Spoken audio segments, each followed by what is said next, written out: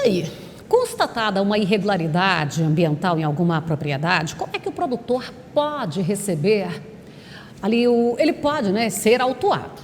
Se tem alguma infração, ele pode receber um auto de infração. Mas onde deve responder pela ação, comparecendo ao atendimento ambiental pessoalmente? A partir daí esse processo começa. Mas afinal de contas, como que o produtor precisa proceder diante de uma situação dessas? Isso aí vai fazer muita diferença se ele tiver uma boa consultoria que vai trazer essa orientação.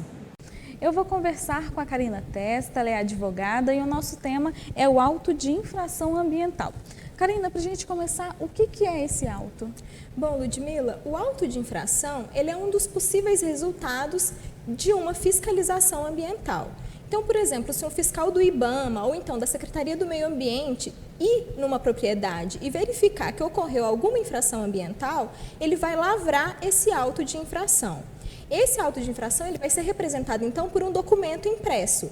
Esse documento ele será encaminhado para a pessoa que foi identificada como autuado ou possível infrator, para que esse autuado ele tenha acesso ao que foi redigido nesse auto de infração e possa, então, se defender. Dentro desse auto também tem alguns requisitos que precisam ser cumpridos, né? Quais que são esses requisitos? Sim, esse auto de infração ele deve seguir uma série de requisitos, entre eles a identificação correta do autuado, então o nome completo dele, se possível a documentação dele, às vezes o CPF, o local onde ocorreu a infração, onde o fiscal ambiental foi lá e verificou que existiu alguma infração ambiental, deve também constar qual infração foi essa? Então, qual lei, qual dispositivo legal que foi infringido por aquela pessoa dentro da propriedade rural dela?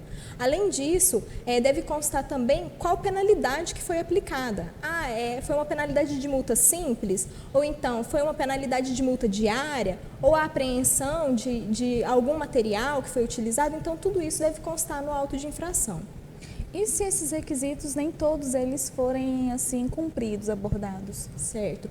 Se por acaso não tiver todos esses requisitos que são considerados essenciais no auto de infração, esse auto ele pode ser nulo ou anulável. E isso vai depender de qual tipo de vício que vai estar presente nesse auto de infração. Então, podem ser vícios que são chamados de vícios sanáveis ou então vícios insanáveis. Se o vício ele for sanável, aquele auto de infração ele pode ser anulado. Caso contrário, se o vício for insanável, aquele auto de infração ele pode ser declarado nulo. E como que faz essa diferenciação entre um vício e outro? Certo.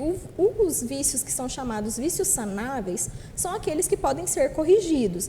Então, por exemplo, o fiscal ambiental, na hora de lavrar o auto de infração, ele colocou que você infringiu determinado artigo de determinada lei, mas, porventura, ele errou o ano de publicação daquela lei.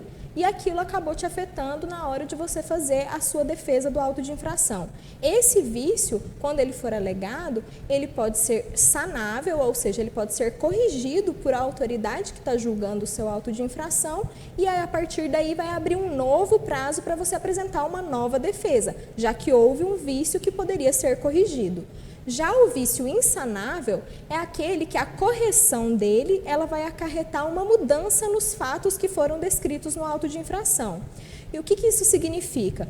Por exemplo, você não cometeu a infração, mas ela foi aplicada para você. Isso é um vício insanável, porque você não é parte legítima para estar naquele auto de infração.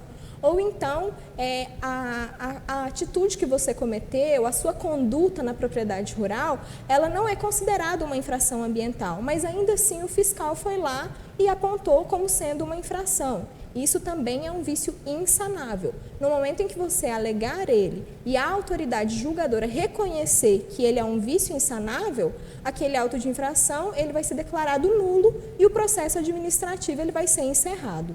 Também tem um momento certo de apresentar esses vícios, né? Sim, o momento assim oportuno para que você aponte a existência ou não desses vícios é no momento que faz a defesa do auto de infração. Então, no momento que você fizer essa defesa, além de todas as argumentações que forem possíveis fazer, você vai alegar a existência desses vícios para te auxiliar. Então, por isso que é importante que você esteja sempre acompanhado de um profissional que seja especialista na área ambiental, para que ele possa apontar de forma correta os vícios que ocorreram ou não naquele auto de infração.